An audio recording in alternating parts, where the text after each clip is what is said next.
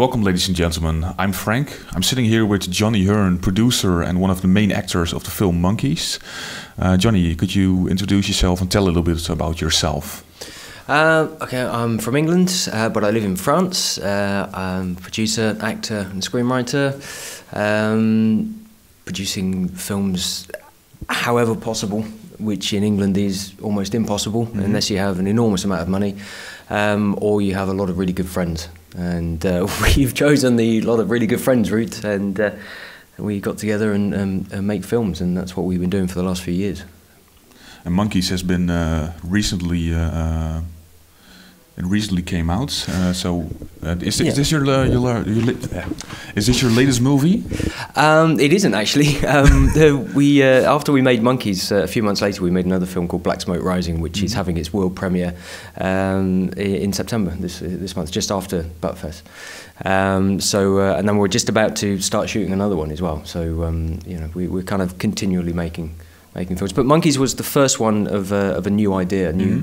It was we'd been stuck trying to raise money to make films and weren't getting anywhere along with everybody else. So we decided, well, let's just come up with an idea that's very simple, can be done very cheaply, and can be done very quickly, and see if we can find a new way to make films. And so we did. And we got together a very small cast and crew. It was just 18 people altogether from beginning to end, including all the post-production. And it was all people that we know or friends of friends. And everybody had the same kind of philosophy, the same idea of wanting to make films because we're passionate about it, because it's an obsession, because we want to tell great stories, and none of the sort of pretentious bullshit that comes around from the mainstream film industry, and that's what we did. And Drew, who I'd worked with before, he came up with this idea, and we shot the film in 7 days. 7 days. Yeah, it was deliberately written so it could be done very quickly. There are big, long scenes within the film. Most of it takes place in a single room, and those scenes are, we shot for sort of 8-10 minute takes on those scenes, and which gave us the ability to shoot very, very, very fast. Yeah. And we shot those over 4 nights, and the rest of it was just sort of all the other extra bits. So that's how it came about, really. It was, saying that, it was a nightmare trying to coordinate sort of 12 people to be on set at the same time, because if people are giving up their time for free, in the hope that they'll get paid at a later date, you have to sort of accommodate people as much as possible. But it was a nightmare trying to coordinate even for 4 days. So we ended up splitting it over 2 weeks. So we shot the first night, and then we took a week off. And then we shot the other 3. So it was a bit kind of staccato, but it worked in the end. And what is Monkeys about? Well, Monkeys is it's a film about a social experiment of 3 very different personality types, extreme personality types. You have an alcoholic, a sort of mid-20s virgin, and sort of a peacemaker mediator who has a dark past in it for himself, and the idea being, it's a sort of Schrodinger's cat experiment to put them into a locked room, leave them there for 2 days with no monitoring, no cameras, nobody's watching them, but they're recording themselves on little handheld cameras, and a couple that are mounted on the walls, but nobody's monitoring them to make sure they're okay, and they have very little there with them. They have a little bit of water, a bit of fruit, and a whole stack of whiskey, and just to see what happens.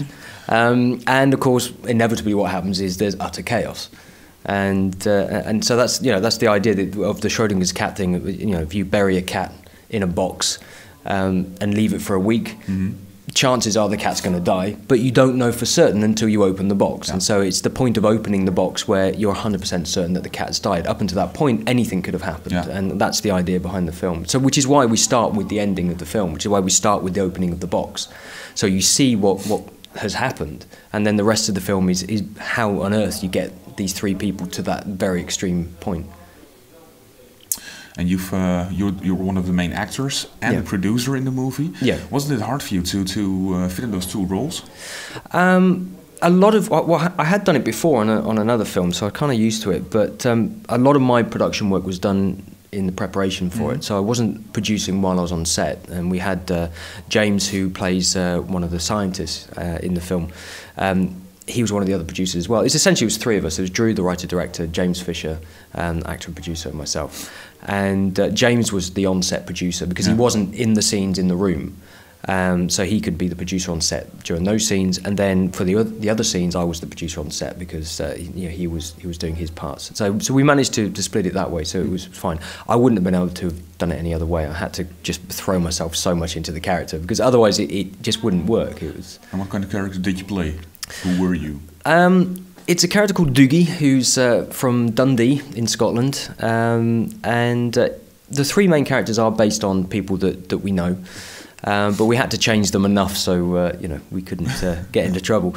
Although people who know us know who they are, and we sort of came up with this idea that Doogie had grown up in Dundee in sort of the 70s and 80s, and maybe he'd had a trial for Dundee United Football Club, which is a sort of very sort of small team in Scotland, and got into the rave culture, and it was because of that he sort of blew his chance of being a professional footballer, and then once the rave culture had subsided, he wanted to fill his life with the same kind of high somehow, and so he chose alcohol. And of course, he got used to the alcohol, and so therefore had to drink more and more alcohol. And like the person it's based on, he can be, when he's sober, he can be very charming. Yeah. And then as he starts drinking, he gets a little bit kind of fun and feisty, mischievous, but then he gets to a certain point, a tipping point, where he'll start to get a little bit nasty, and then eventually it will just take over him and completely consume him, and that's essentially the character. And the ending, you start the movie with the ending, but after the ending, which we start with, there's another ending. Yes. And a total mindfuck. Well, the thing was, once you start a film with the ending, if you show the ending again, it's I think it's a bit of a cheat, really. Yeah. So there has to be something different. There has to be a change. And we spent ages trying to work out how to end this film, and it came about because Drew and I were talking about different films and different elements, and I said, well, I like the idea of something like Pink Floyd's The Wall, when the character Pink goes crazy in the hotel room and smashes it all up. I like the idea that the Stevie character destroys the whole room and then starts to place everything out perfectly on the floor and make little sort of mosaics and everything. And then we got talking about The Shining and the writing on the wall, all work and no play makes Jack a dull boy, and suddenly actually Drew and I at the same time, the same moment, we came up with the idea of writing all the whole script out on the wall, which can be interpreted in any way you like, really, and it's the way that we look at it, and there is no definitive answer. It's how people want to interpret this film, because like the idea of Schrodinger's cat, anything can happen until the point where you open the box, and because we've already opened the box, so we know the reality, but up until that point anything can happen, and so therefore the ending is supposed to be the interpretation that anybody can have for the film, whatever they think it is. And in our mind, it was just the whole thing was orchestrated by Cormac and one of the three scientists, and it was three parts of his personality that he'd locked in a room in his imagination to see what would come out, because he wanted to make a film or a documentary or something about that. And everything that you see in the room is actually just played out in his head, and he therefore locks himself in the room for the 3 days, and then ends up writing the whole script on the wall, which is kind of what the ending is for us. But for other people, it's different things, and some people love it, some people hate it, and some people feel really annoyed by it because it's so completely different, and some people love it because it's so completely different, and we're happy with that. We'd rather polarize people that have an extreme reaction to something, rather than everybody just goes, well, yeah, it's all right. We'd rather half the people love it and the other half hate it. Yeah. At least you get a reaction. Exactly, and it's designed. Even if people hate the ending, it's designed to make people think about the subject matter, which is the whole kind of concept of the Schrodinger's box idea. Because nobody's actually going to go and bury a cat in the woods, and I hope they don't. Same here. So the idea is just to make you philosophize about what could potentially happen, and philosophize about how we perceive life. Because does something happen just because we don't see it? Well, probably yes, but we can't be 100% certain because we're not there. And so therefore, it's about that. On the surface, yes, it's a film about three guys locked in a room who who are driven insane by their circumstance and the fact that they're extreme personality types that clash.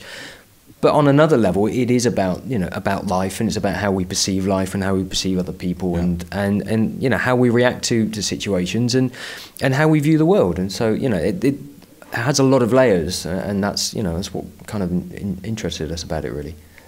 Okay, well, thank you. One more question. You arrived yesterday at the Bud Film Festival. Yes.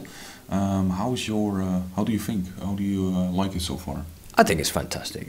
I love film festivals like this because it's kind of it's a community idea. It's people who are showing films because they're passionate about showing films, and because it's a genre film festival. So therefore, people that are here because, you know, it's their film. It fits in with that genre, and it's, you know, there's no kind of pretension, there's no egos. I've been to the big film festivals, you know, and it's a lot of pretentious nonsense, most of them, and they're just there to show off and say how wonderful they are, and but, you know, this has a feel of something different, and I like that, and you know, it's a good fun. Everybody is, you know, it's been great to be here, and it's a lovely little town. I just had a little wander around Breda, and it's a beautiful place, and you know, I always find the Dutch just fantastic people anyway, so you know, it's a wonderful festival. Oh, great to hear. Thank you very much. Oh, thank you. One personal question I want to ask you. Yep.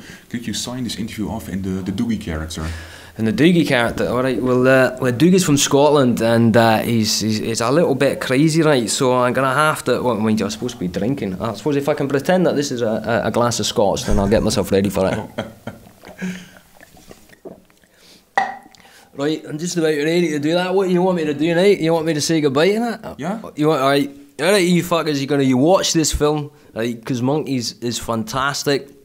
Don't listen to all the shite that tosser was talking about earlier, right? Because Monkeys, it's all about Doogie, right? It's Doogie's film. Doogie's the star of the film. Doogie does everything, right? The other two, they're just tossers. Forget them, right? You watch the film, you're gonna love Doogie, right? And forget about the ending, right? Because Doogie's naughty in that because he gets killed off before it, and I haven't spoiled it for you. Just watch the film, alright?